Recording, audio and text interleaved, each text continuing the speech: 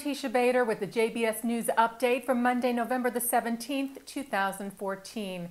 The Jerusalem Post reports that an autopsy report shows that a Palestinian bus driver who was found hanged in his vehicle last night did in fact commit suicide and was not a victim of foul play.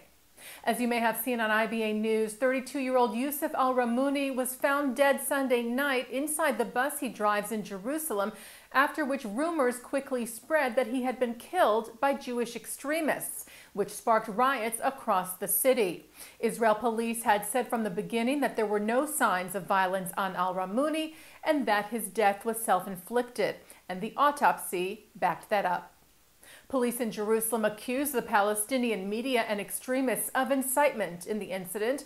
Police spokesman Mickey Rosenfeld said, "Again, we conceive the Palestinian media and extremists using this sad incident of an Arab Egged bus driver who committed suicide in order to try to incite and provoke disturbances among the Arab community." Earlier yesterday, a Jewish man was stabbed in the back with a screwdriver by an Arab in Jerusalem near the Damascus Gate of the Old City, sustaining moderate injuries. He was taken for treatment to Shaarei Tzedek Medical Center and is now said to be listed in good condition. Rabbi Yehuda Glick, who was shot last month in an assassination attempt in Jerusalem, continues to improve. The Temple Mount activist, who was shot 4 times at close range on October the 29th by Palestinian Mutaz Hijazi, is now breathing on his own and able to fully communicate. He told Chief Rabbi David Lau, who came to visit him in the hospital today, what he remembers from the attack.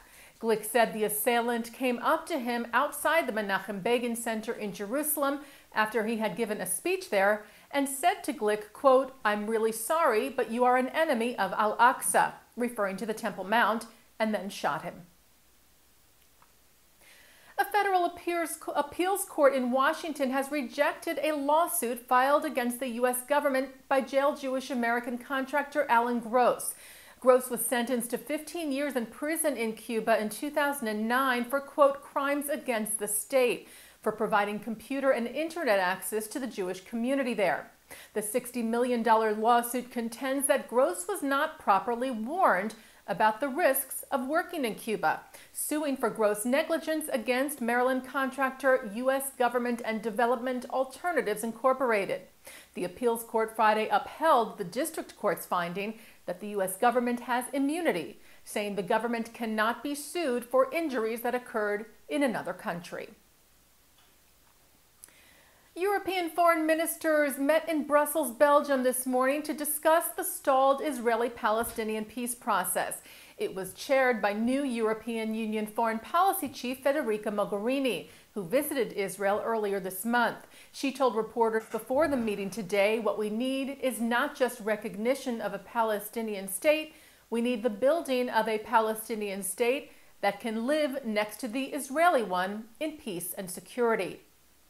And staying in Belgium, an Orthodox Jewish man was stabbed in Antwerp this weekend in a suspected anti-Semitic attack. 31-year-old Yehosha Malik sustained moderate injuries on the way to synagogue Saturday morning. He was treated at a local hospital and later released. The stabbing follows the deadly shooting attack at the Jewish Museum in Belgium back in May that left 4 dead, including an Israeli couple. Jewish leaders in the country have expressed deep concern and have urged authorities to step up security for the Jewish community there. President of the European Jewish Congress, Moshe Kantor, said there is a war against the Jews on the internet and on the streets. He said until there is a crackdown on incitement to hatred and anti-Semitism, then more people will believe that these types of attacks are legitimate. Jewish South African leader Mervyn Smith passed away Saturday at the age of 77. Smith was president of the South African Jewish Congress, an honorary life vice president of the South African Jewish Board of Deputies, and a past director of the Conference of Jewish Material Claims against Germany. Smith had also served as a vice president of the World Jewish Congress from 2009 to 2013. World Jewish Congress President Ronald Lauder said Mervyn's dedication to the Jewish cause, his intellectual lucidity, and his wit will be greatly missed. We have lost an outstanding Jewish leader and a good friend. And turning to our JBS programming for tonight, Monday, November the 17th, at 6:30, a new Eye on Israel features Mazal Renford, former director of the Golda Meir International Training Center, who describes the help Israel is providing to underdeveloped countries of the world in the program hosted by Shachar Azani, Consul for Media Affairs at the Israeli Consulate in New York City. And then at 7 tonight, our exclusive television coverage from the recent General Assembly of the Jewish Federations of North America begins with the GA opening plenary with Justice Stephen Breyer and Justice Elena Kagan, political analysis with NBC's Chuck Todd and Andrea Mitchell, plus poet laureate Andrew Lustig and Rabbi Lord Jonathan Sachs. That is followed tonight by L'chaim at 9 o'clock when Mark Golub sits down with editor-in-chief of Haaretz, Aluf Ben. That's tonight here on JBS and jbstv.org.